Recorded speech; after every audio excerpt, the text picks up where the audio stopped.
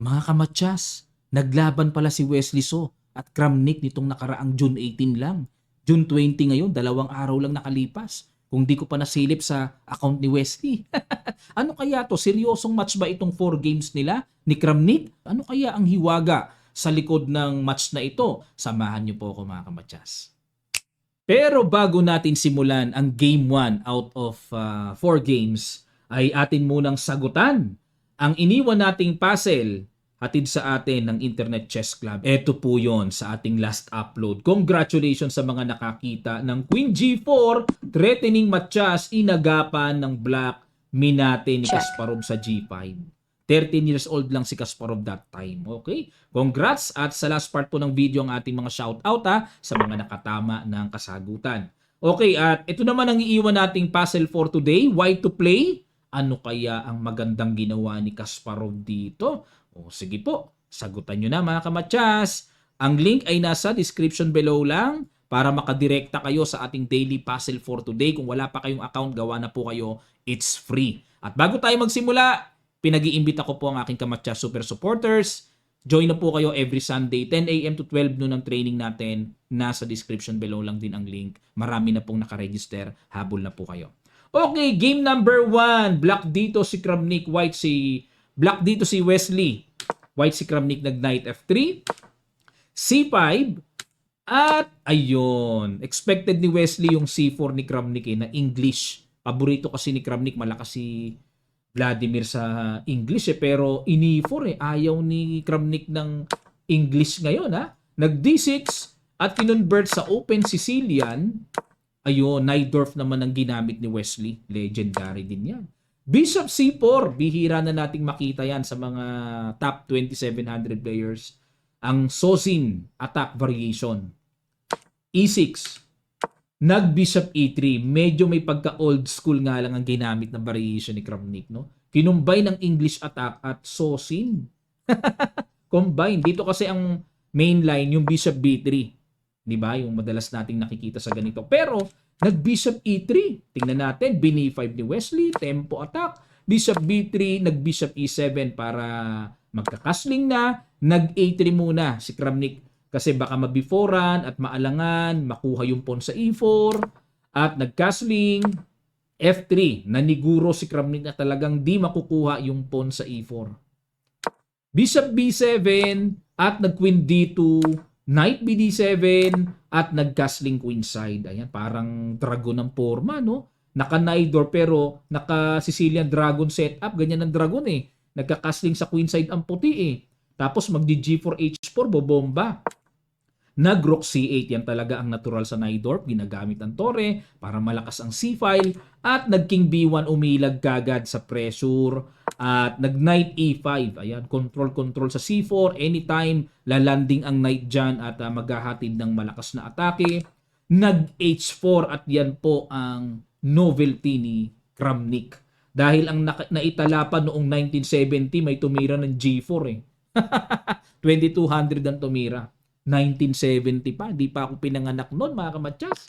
O H4 ngayon ang gumiba sa matandang linya. Bago ito, 2025 ni Kramnik, H4. At nag-Knight FD7 si Wesley. Mukhang paiikutin ang Knight pupunta sa B6, papunta sa C4. Nag-Queen E1, inilaga na yung paparating na atake. Pero tinuluyan na ni Wesley. Tinagpas na po yung Knight dahil malakas talaga yan. Capture at nag-G4. Ayan na nga po yung papagapang na atake. Nag-Queen C7, diniinan muna ni Wesley ang control sa C-file at may idea to play Rook C8 para triplihin ang pressure sa C-file. Nag-Bishop G5. Ano po plano ni Kramnik dito? Pag kinapture nga naman, bagamat madodouble pawn pero magkikreate naman ng malakas na atake sa H-file papunta sa H7. Naku po, kahabag-habag ang king dyan. Kaya hindi dapat capturing yan. Ang ginawa ni Wesley, nag-Knight E5 para depensahan ang bishop. At dito kinapture-capture at nag-G5. Ayan, nasarapan si Kramnik na gusto niya talagang pagulungin ang pawn niya para magkaroon ng pawn storming dyan. Pero mayroong hindi napansin si Kramnik na brilliant move na binitawan ni Wesley na tiyak ikinagulat ni Kramnik. Ano kaya yung malapasel na tira ni Wesley? Guess nyo po, sa ilang sandali lang, tutuloy kagad natin. Start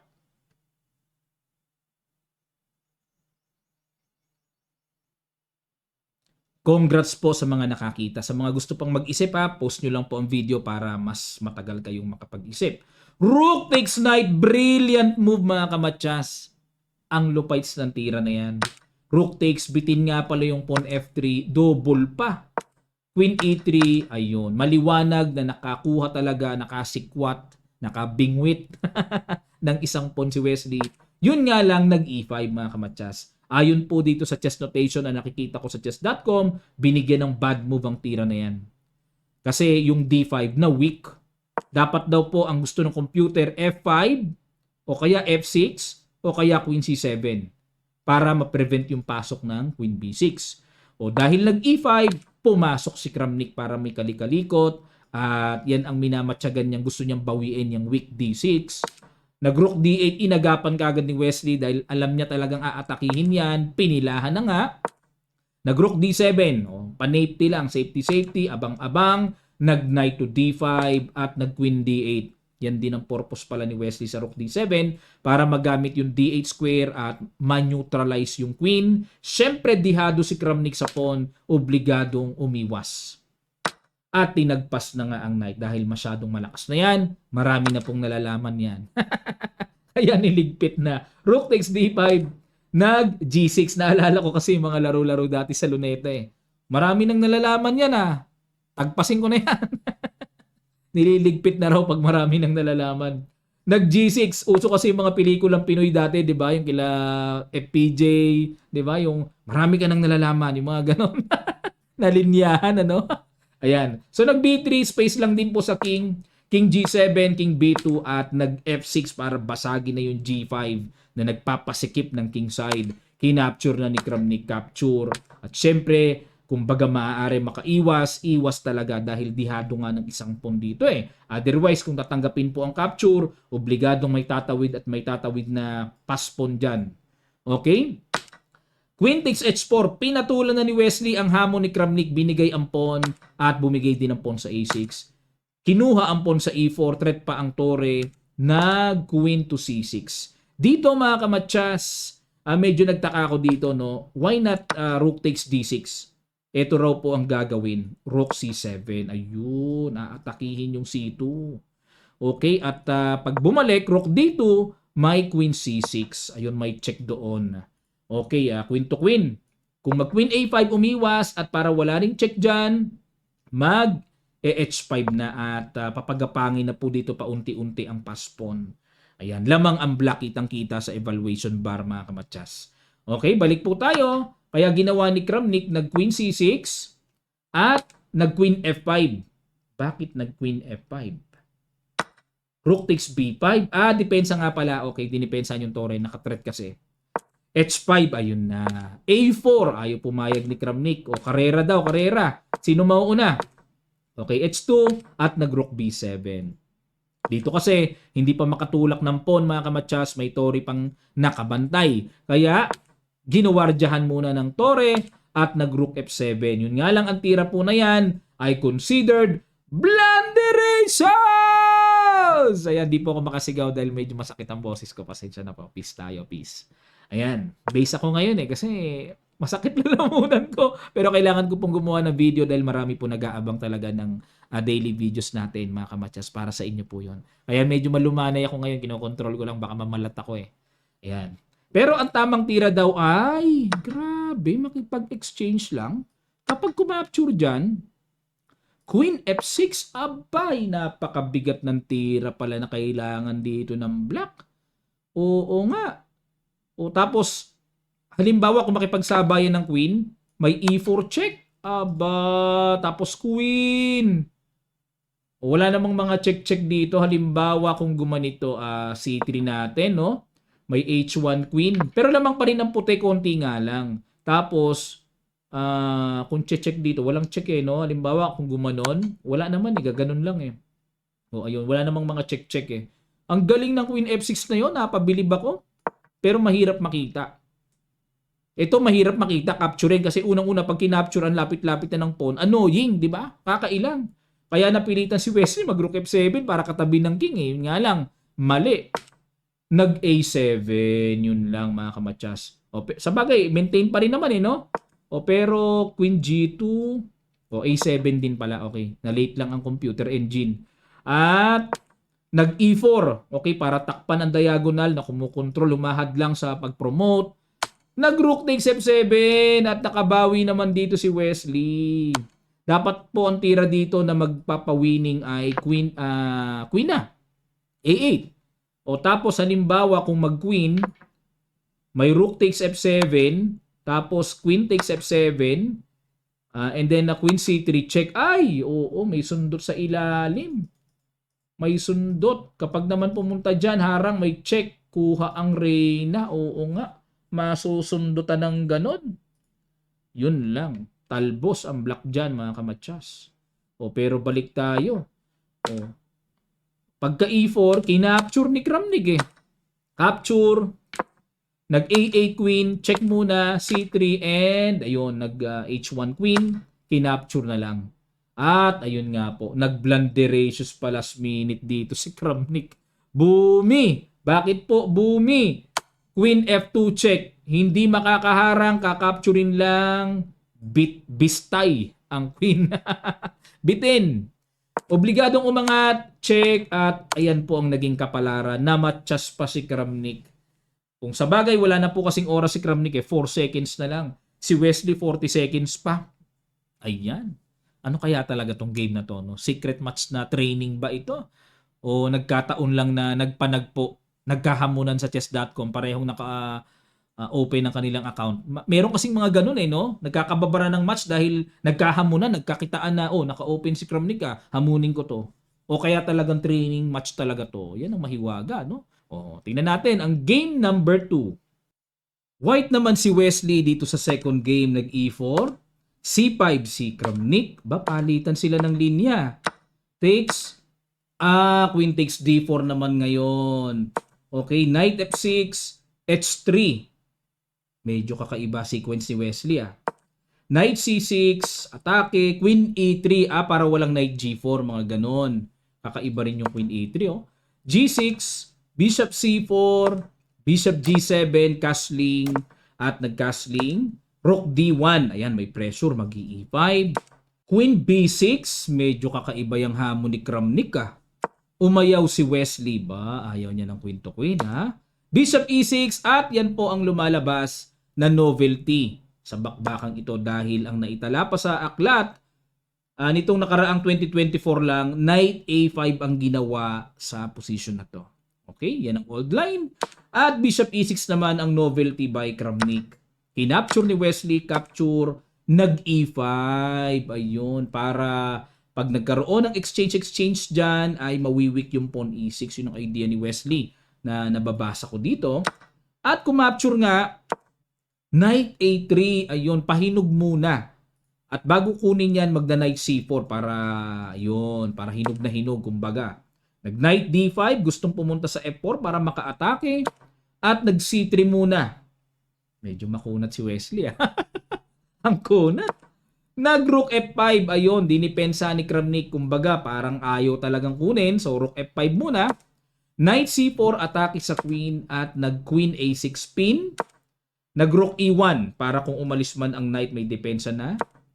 Nag-Rook F8. Knight E3, Queen to Queen. Takes. At nag-Knight F4, sumabay, kumounter attack. Nag-Rook dito lang. At ayun, naisahan ni Kramnik, Knight takes H3. King H2 lang. Kasi pag kinapture po, may ganun no? Kitang-kita. Nag-Rook takes F3 pa rin si Kramnik na sobrahan yata ng exhibition Takes Knight G5. Aba. King G2, Knight takes F3, and Rook D7. Yun nga lang parang nabitin Wala na Kung check, gaganon lang, nabitin. Para sa akin, bitin.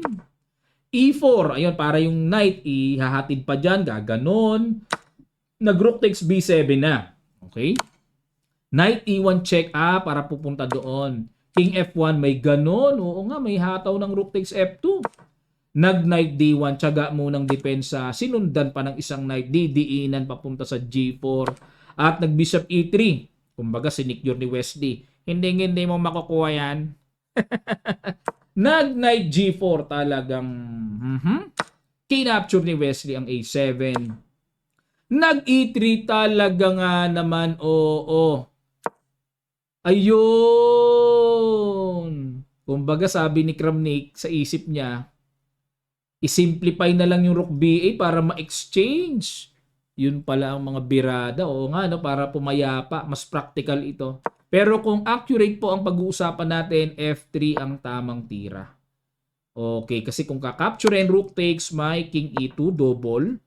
At continuation, magna-Knight D5, depensa sa Torre, tapos magbi-Bishop takes A3. Ayun, malinis nga naman. At ang nakakatakot sa block nito yung pag-promote ng A-pass pawn. Okay. O, balik tayo mga kamatsas. Pero, nag-Rook B8 si Wesley. Bahagyang bumaba ang evaluation bar. At kinapture, yun lang. Hindi rin nakita ni Kramnik ang perfect move na Knight H2 check. Pag nag-King G2, may E2. Pag nag-King E2 ba, may Knight F4. Pag kinapture ito, may Knight F1. Allah! Mukhang lalabas ha. Pag nag-King E4, may Knight D2 check. Naku! Obligado dito. Walang ibang square. O, tapos Knight F1. Okay. Pag pumunta dito, ipilit natin. Knight D2 check pa rin. Pag pumunta dito, kasi dito may pawn no? Nakakatakot eh. Pag dito pumunta, Knight F1 check pa rin. Grabe naman pala ito. Ang galing ano. Pag pumunta dito, may H5. Naku po, baka mamatchas pa ng malaon. King F3 babalik and then kukulitin ng Knight. Perpetual check. Ang hirap nga lang makita mga kamatsas. Mahirap makita yan. Lalo na sa blitz game. O, balik tayo. Sa Rook B8 na ginawa pero kinapture ni Kramnik eh. O, napahinga si Wesley ngayon. Bishop G3. Target ay kunin ang pawn F2 pero nag-A4 na. Ayan na po ang karera. Ayun. Karera. Kasi itong E2 wala pa namang paparating eh. Wa effect eh. Bishop E5, kinapture, capture. Kinapture na ni Wesley para makasigurado talaga siya baka mamaya diligading eh. No? Maka Knight H2 sabay promote eh. Obligado na ito. Obligado pala force. Takes, check, doon. Paano aawatin yung A7, A8 queen? Wala na pong pang-awat. Grabe. May pang-awat pa ito habulin pero makukuha na rin ng buong-buo yung Knight sa G4 kasi. Grabe. From losing, nakaswerte pa si Wesley. Ang tindi ng laban, ano? Game number 3. Ba, sinusuki niya si Kramnik ah. Hindi pa ba nanggigigil si Kramnik? Tingnan natin yung game 3. Black uli si Wesley. Tinirahan ng E4 ni Kramnik. Nag-E5 naman this time. Iniwasan na po ang Sicilian. At ayun, ang paborito ni Wesley, walang kamatayang Berlin variation niya. Nag-anti-Berlin si Kramnik. Ayaw niya ng queen to queen variation. Knight E7. Aba. At nag-D4 lang si Kramnik. Ayan. Dito po may hiwaga dito sa likod ng sacrifice pawn. Pag kinapture po kasi yan, trap yan eh. May C6. O, pag umiwas ang bishop, ayun. Huli ka, Balbon. Ayun, one piece down kagad. Kaya may trap eh. Okay? Balik tayo. Halimbawa, after C6 gumanon, mga kamatsas, mag Knight C4. Baka naman si Wesley matrap o Black ang matrap, may mati kambing. Ang gagawin lang Knight G6 para makontrol ang D6 at pag tumakbo ang bishop, sapul pa rin. Sapul! 101. Para tuloy naging sapul sa radyo. Ayan, balik tayo dito. Nag D4 si Kramnik at nag C6. Ayun, inatake. Teka muna, sa usapang bookline, silipin natin. O, bookline pa, kumapture sa E5. Knight takes E4. Naku, ito yung mga kailangan. Memorize talaga eh. Kailangan aral talaga eh. Pag di mo aral, naku, buhol-buholan linya. Bishop D3 at nag D5. Depensa. Castling. Knight C5. Okay. Atake sa bishop. At nag H3 lang para walang bishop G4. Knight G6. Ayun, nawala po sa libro ang tira ni Wesley dahil ang old line na nakatala pa dito ay Knight takes bishop na. Okay, balik tayo dito sa Knight G6.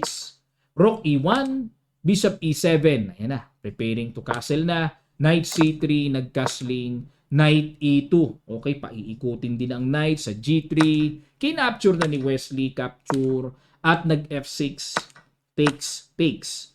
Okay, at nag-knight G3, knight H4 hinamon, okay? Knight E5, dyan pa naman malakas si Wesley sa mga hamon-hamonan, ano?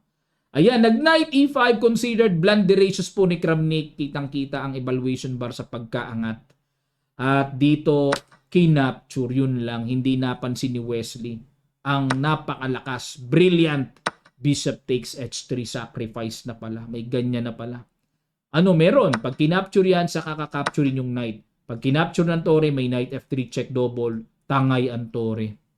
Yun na pala yun, mga kamatsas. Ano? May ganun na palang birada. Pero inuna ni Wesley ang knight, capture, at iba naman ang diskarte ni Wesley. Pero mas maganda yung kanina, yung bishop takes. Dito po mga kamatsas, mayroong pinakitang nagustuhan ng computer. Brilliant ang tira na yun. Pakiguess nyo po sa ilang sandali lang. Tutuloy kagad natin. Start!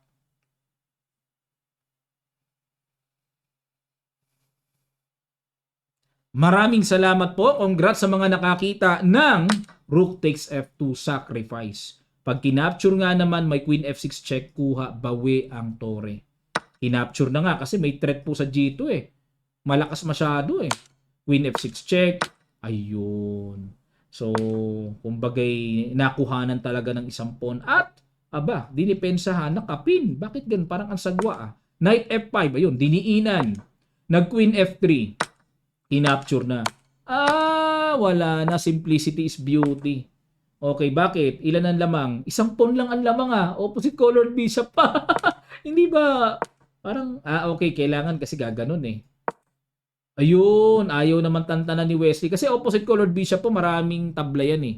Pero tingnan natin, baka may natanaw si Wesley matindi. O yun nga, okay kasi gaganon, check. Ayun, A5, mahirap pa rin to ha, opposite colored bishop. Mahirap tong pinasok na endgame ni Wesley. A4. Okay, in exchange na. A3, ayan. Okay, parang naalala ko yung lesson dati ni Karpov dito sa opposite colored bishop. Saka ni Valery Salov, yung mga magagaling sa endgame noong araw. Yan, no? Paano gagawin ni Wesley dito? Drawish pa nga eh. Dito siya, enter. Doon ang pintuan. Okay, pero inabangan ni Kramnik, oh. Inabangan niya eh. Gumanon, ganon. C5. Okay, dito, ganon. Drawish. Kahit pa na-capture yan eh. Drawish eh, oh. Drawish pa rin yan kasi opposite colored bishop, double pawn. Di naman maitatawid yan. Gumanon, bishop F5.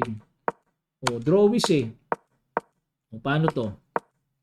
Paano kaya ginawa dito ni Wesley? Ganon, pinakain na, ganon, kahit na. Okay. Teka muna. Pag dito kasi, gaganon lang, may H6, makakapag-produce ng pass pawn. Kaya gumanon si Kramnik para talagang totally nakalak yung pawns dyan. Okay. Pakain. Pag kinapture kasi may push. Okay, hindi maabutan. Gumanon, ayun. Pag King F4 po ay naparesign dito si Kramnik. Grabe, issues mga kamatsas, ano? So ulitin natin yung bad move na nangyari. Ang pinaka bad move dito, okay pa eh, oh. Okay pa to eh. Kain ganun.